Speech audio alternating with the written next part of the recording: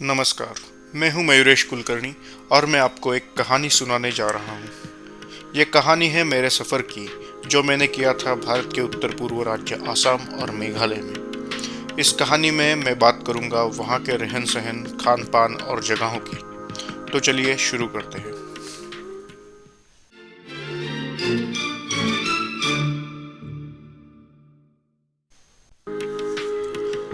मैंने अपना सफ़र शुरू किया पुणे से। इस सफ़र में मेरे साथ और 3 लोग थे। हमें गुवाहाटी के लिए Pune to Guwahati connecting flight मिली वाया दिल्ली। रात के अंधेरे में दिल्ली चमक रही थी।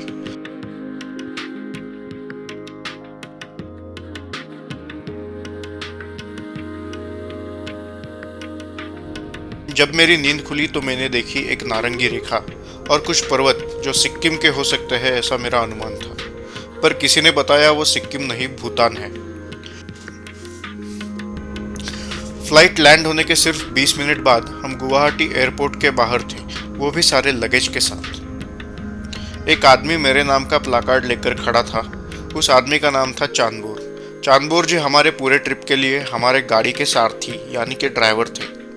एयरपोर्ट के बाहर हमने चाय पी और आगे का सफर काजीरंगा की तरफ शुरू किया। गुवाहाटी पीछे छोड़ते ही हमें एक ऐसा रास्ता मिला जिसकी एक साइड असम में थी और दूसरी साइड मेघालय में। चांदबोर जी ने बताया मेघालय में फ्यूल प्राइस कम होने की वजह से बहुत सारी गाड़ियां मेघालय वाली साइड रिफ्यूलिंग करवाने जाती हैं।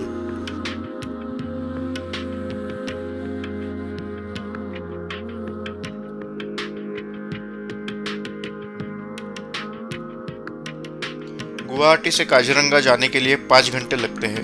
नागांव डिस्ट्रिक्ट में एंटर करते ही काजीरंगा का जंगल दिखना शुरू हो गया।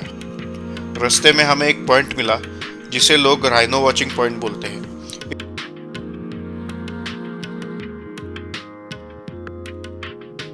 You can rent binoculars from local vendors at very nominal price of 10 rupees for 10 minutes. कुछ फोटोज लेकर हम आगे बढ़े टुवर्ड्स कोहरा, जहाँ पर हमारा अकोमोडेशन प्लान था। हाईवे पर स्पीड कैमरास लगे हुए हैं जो आपका स्पीड एक इलेक्ट्रॉनिक डिस्प्ले पर दिखाते हैं। अगर आपकी गाड़ी स्पीड लिमिट क्रॉस करते हुए एनिमल कॉरिडोर में एंटर करती है तो गाड़ी पर 5,000 रुपये का जुर्माना लग जाता है। आप अगर अपनी गाड़ी से यहाँ आने की सोच रहे हो तो इन स्पीड कैमरास और डिजिटल स्पीड इंडिकेटर को बिल्कुल इग्नोर मत करना। It will save animals as well as your money. दोपहर के करीब 1:45 बजे हम अपने रिसोर्ट धानसिरी में पहुंचे। धानसिरी एक 3 स्टार रिसोर्ट है कोहरा में और इसमें एक आर्टिफिशियल रिवर भी है जो एम्बियंस में थोड़ी और जान डाल देती है।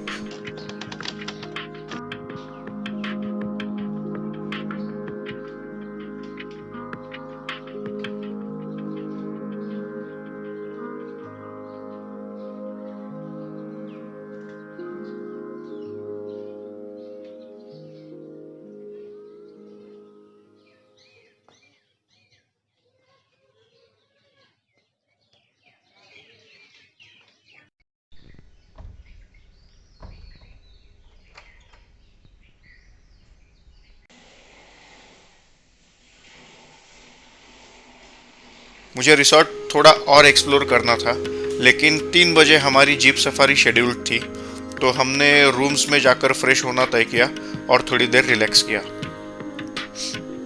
हमने सुबह से ब्रेकफास्ट नहीं किया था, लेकिन अभी भी किसी को भूख नहीं लगी थी, may be because of excitement of going in Kaziranga. थोड़ी देर में चांदबोर जी का कॉल आया और उन्होंने बताया हमारी जीप आ चुकी है। एक्चुअली वो एक मारुति सुजुकी जिप्सी थी जिसके सीट्स जंगल सफारी के लिए मॉडिफाई किए गए थे। काजीरंगा नेशनल पार्क का एरिया 400 किलोमीटर स्क्वायर से भी ज़्यादा है और यहाँ 4 अलग अलग रेंजेस है और हर रेंज का एक अपना हेडक्वार्टर भी है। सेंट्रल रेंज कोहरा में है, वेस्टर्न रेंज बागोरी में, ईस्टर्न रेंज अगोरातुली और बूढ़ा पहाड़ या बुरा पहाड़ रेंज गोराकाटी में।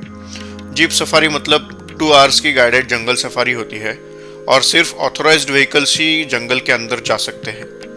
Jeep safari is available in 2 shifts, morning shift 7:15 to 9:45 and afternoon shift 1:15 to 2:45। It means last vehicle will enter the jungle at 2:45. Cost for jeep safari for Indian citizens is 3,500 to 4,000 rupees, and that for foreigners is 7,500 to 8,000 Indian rupees. 5 people allowed in one vehicle and limited vehicles allowed every day, so prior booking is recommended. हम कोहरा में central range के entry point पर पहुंच गए। Guards ने हमारे bags check किए। हमारे पास 2 कैमरा थे, एक DSLR और एक एक्शन कैम। उसके लिए हमें 200 रुपीज़ एक्स्ट्रा देने पड़े।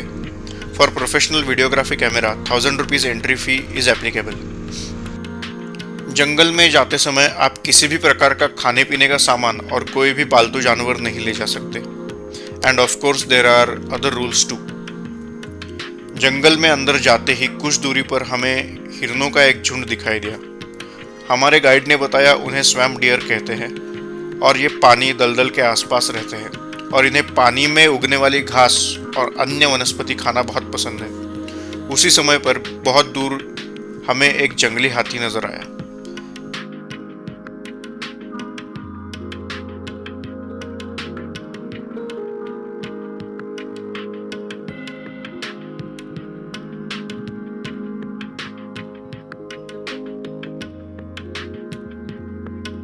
जैसे जैसे हम जंगल के अंदर जा रहे थे वैसे वैसे तापमान घटता जा रहा था।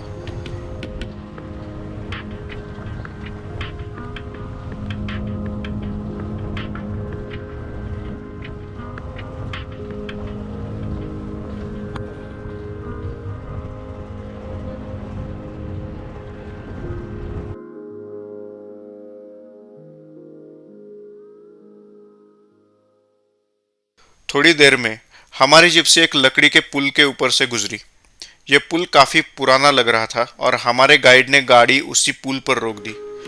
ऐसा लग रहा था गाड़ी के साथ साथ वो पुल भी वाइब्रेट हो रहा था।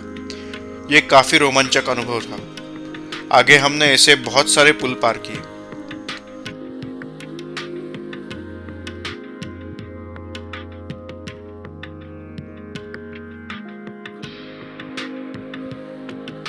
फिर हमने एक और हिरन देखा। इसे इंडियन हॉग डियर कहते हैं।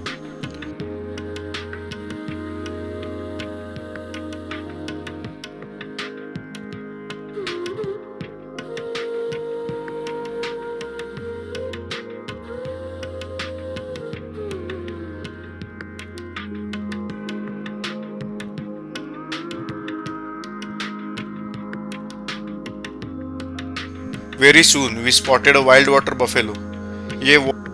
ये वाइल्ड वाटर बफेलोज इतनी एग्रेसिव होती है कि शेर भी इनसे संभल कर पंगा लेता है।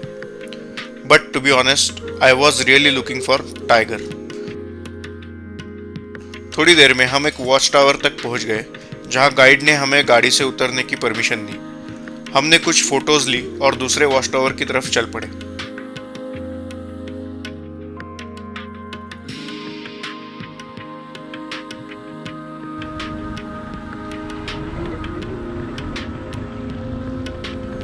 रास्ते में हमें राइनो दिखा, लेकिन वो कुछ इस तरह खड़ा था।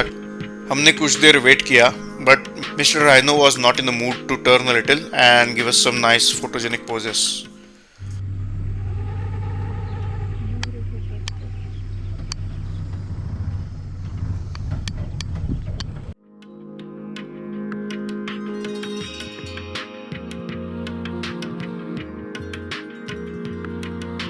हम दूसरे वॉच टावर तक पहुंचे।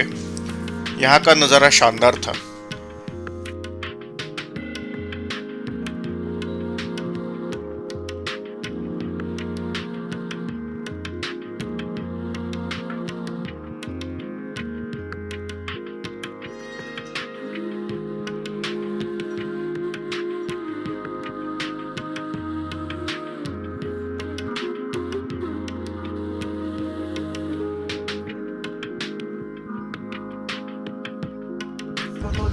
As per the rules, all vehicles should return before the sunset. हमने रिटर्न आते हुए एक जंगली शूकर यानी वाइल्ड बोर भी देखा।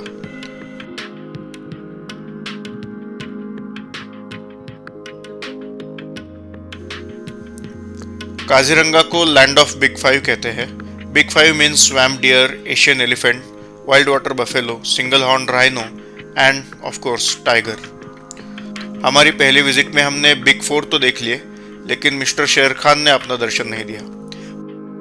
पर कल हम एलिफेंट सफारी के लिए वापस आने वाले हैं, इसलिए टाइगर देखने की उम्मीद अभी भी है।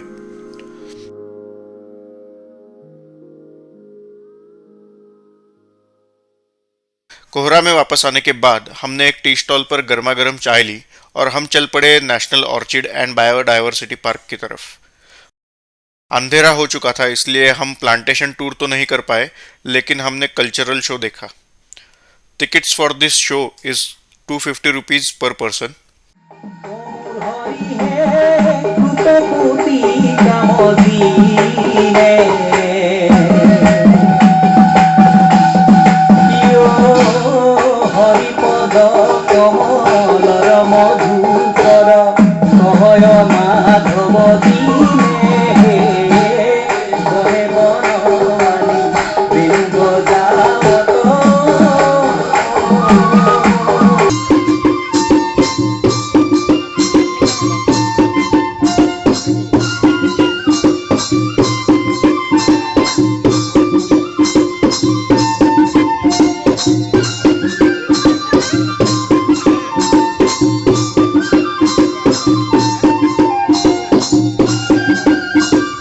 I'm not really into dance or such programs, but I'm glad I didn't miss this show.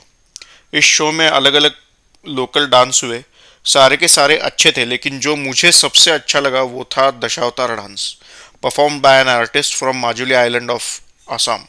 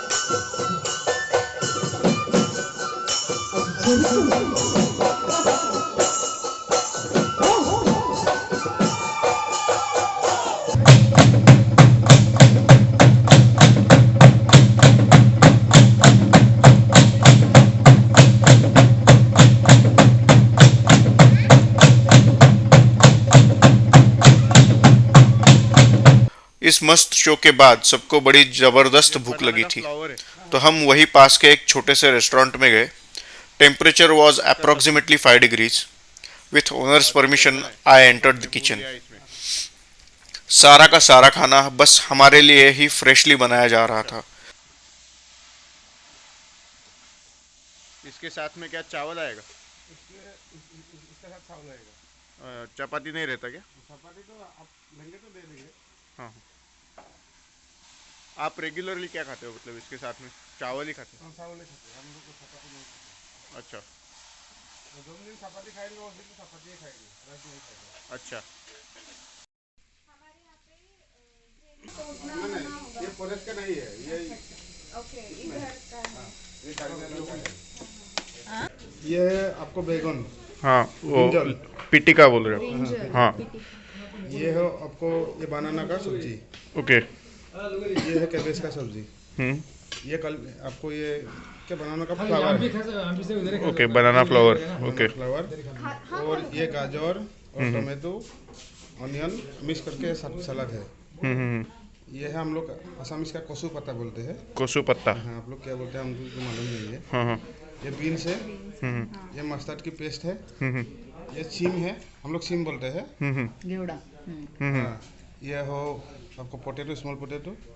ये कैबेज और पोटैटो मिक्स करके बनाए हैं। ये पीली दाल, काली दाल। उसको क्या बोलते हैं आप? माटी का दाल। माटी कलाई दाल। माटी कलाई दाल। Okay. It was a veg Assamese thali. आधी चीज़ों का नाम तो याद नहीं रह पाया, लेकिन स्वाद आज भी याद है। यह स्वादिष्ट भोजन हमें पड़ा 100 रुपीज़ पर थाली, और इस स्वादिष्ट भोजन के साथ ही हमारा दिन समाप्त हुआ।